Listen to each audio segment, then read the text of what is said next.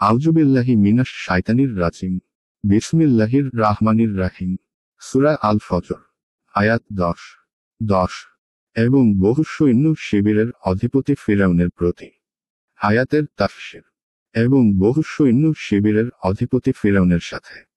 এক এর আসল অর্থ গোছ বা কিলোকওয়ালা। এর মর্মার্থ এই যে, ফিরআউন বিশাল সংখ্যক সেনাবাহিনীর অধিপতি ছিল, যার ছিল অনেক অনেক শিবির বা তাঁবু, যা মাটিতে কিলক গেড়ে টাঙ্গানো হতো। অথবা এর দ্বারা তার অত্যাচার ও জুলুমবাজির প্রতি ইঙ্গিত করা হয়েছে, যেহেতু সে কিলক বা পেরেক দ্বারা মানুষকে শাস্তি দিত। ফাতুহুল কাদির। আয়াত 11 যারা নগরসমূহে উদ্ধতাচরণ করেছিল। আয়াতের তাফসীর। যারা দেশের মধ্যে উদ্ধত আচরণ করেছিল। আয়াত 12 অতঃপর সেখানে তারা বহু বিপ্লব সংঘটিত করেছিল। আয়াতের তাফসীর। অনন্তর সেখানে তারা বিপর্যয় বৃদ্ধি করেছিল।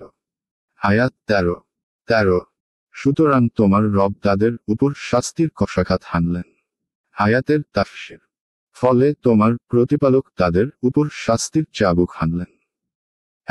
এক অর্থাৎ তাদের উপর আকাশ হতে তার আযাব অবতীর্ণ করে তাদেরকে ধ্বংস করলেন অথবা তাদেরকে উপদেশমূলক পরিণাম প্রদর্শন করলেন।